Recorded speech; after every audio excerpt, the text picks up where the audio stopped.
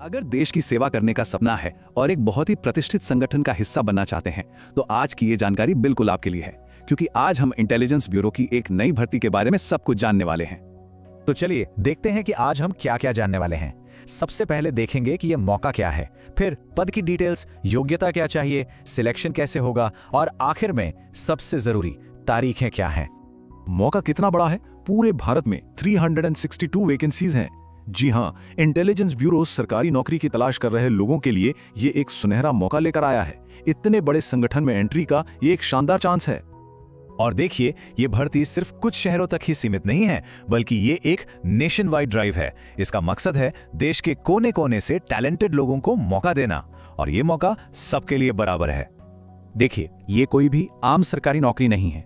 ये भर्ती भारत की सबसे बड़ी इंटरनल इंटेलिजेंस एजेंसी यानी कि इंटेलिजेंस ब्यूरो कर रही है। मतलब जो भी सिलेक्ट होंगे वो देश की सुरक्षा से जुड़े एक बहुत ही जरूरी संगठन का हिस्सा बनेंगे। अब आते हैं उस मुद्दे पर जो हर कोई जानना चाहता है कि इस रोल में सैलरी क्या होगी, काम कहां करना होगा। चलिए इन सारी डिटेल्स को समझते हैं। तो देखिए, भर्ती सीधे इंटेलिजेंस ब्यूरो की तरफ से है। पोस्ट का नाम है मल्टीटास्किंग स्टाफ, मतलब काम काफी डायनामिक होने वाला है। टोटल 362 पद हैं। तो हाँ, कंपटीशन तो होगा, लेकिन मौका भी शानदार है। और ये एक ऑल इंडिया भर्ती है, मतलब पोस्टिंग देश में कहीं भी हो सकती है। और सैलरी की बात करें तो ये एक लेवल 1 की पोस्ट है, जिसका पे स्केल 18,000 रुपए से लेकर 56,900 रुपए तक है। एक फ्रेशर के लिए ये न सिर्फ एक अच्छी सैलरी है, बल्कि सरकारी भत्तों के साथ एक सिक्योर फ्यूचर की शुरुआत भी है। लेकिन अप्लाई करने से पहले एक सवाल तो मन में आता ही है ना, कि इसकी एप्लीकेशन फीस कितनी है। तो देखिए, जनरल, ओबीसी और ईडब्ल्यूएस कैंडिडेट्स के लिए एप्लीकेशन फीस है 650 रुपीज। वहीं बाकी सभी रिजर्व कैटेगरीज के लिए ये 550 रुपीज रखी गई है। और हाँ, ये याद रखना जरूरी है कि पेमेंट सिर्फ ऑनलाइन मोड से ही किया जा सकता है। तो क्या ये मौका आपके लिए है? चलिए अब जरा ये देख लेते हैं कि इस पद के लिए कौन कौन योग्य है। बात करते हैं उम्र और एजुकेशन की। और अच्छी बात यह है कि योग्यता बहुत सीधी सादी रखी गई है। अगर उम्र 18 से 25 साल के बीच है और किसी भी मान्यता प्राप्त बोर्ड से 10वीं पास की है तो आप अप्लाई कर सकते हैं। यहाँ एक तारीख पर खास ध्यान देना है। उम्र की गिनती 14 दिसंबर 2025 के हिसाब से होगी। मतलब इस तारीख को आपकी उम्र 18 से 25 के बीच होनी चाहिए। और हाँ, जो रिजर्व कैटेगरीज के उम्मीदवार हैं उन्हें सरकारी नियमों के हिसाब से उम्र में छूट भी मिलेगी।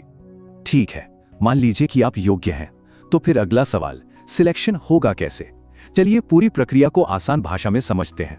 पूरा प्रोसेस 4 मेन स्टेप्स में बटा हुआ है। टियर 1 में एक ऑब्जेक्टिव टाइप रिटन एग्जाम होगा। जो इसे क्लियर करेंगे उन्हें टियर 2 देना होगा, जो कि इंग्लिश लैंग्वेज का टेस्ट होगा। इन दोनों परीक्षाओं के बाद आपके डॉक्यूमेंट्स वेरीफाई किए जाएंगे और आखिर में एक मेडिकल एग्जाम होगा, ये पक्का करने के लिए कि आप इस रोल के लिए फिजिकली फिट हैं। तो सिलेक्शन प्रोसेस तो समझ आ गया। अब देखते हैं कि अप्लाई कैसे करना है, यानी फॉर्म भरने का स्टेप बाय स्टेप तरीका क्या है। अप्लाई करने का तरीका बहुत सिंपल है। सबसे पहला और सबसे जरूरी कदम, ऑफिशियल नोटिफिकेशन को ध्यान से पढ़िए। फिर अप्लाई ऑनलाइन पर क्लिक करके फॉर्म खोलिए। अपनी सारी जानकारी बिल्कुल सही भरिए और जरूरी डॉक्यूमेंट्स अपलोड कर दीजिए। और हाँ, फॉर्म सबमिट करने के बाद उसका प्रिंट आउट लेना बिल्कुल मत भूलिएगा, ये आगे बहुत काम आएगा।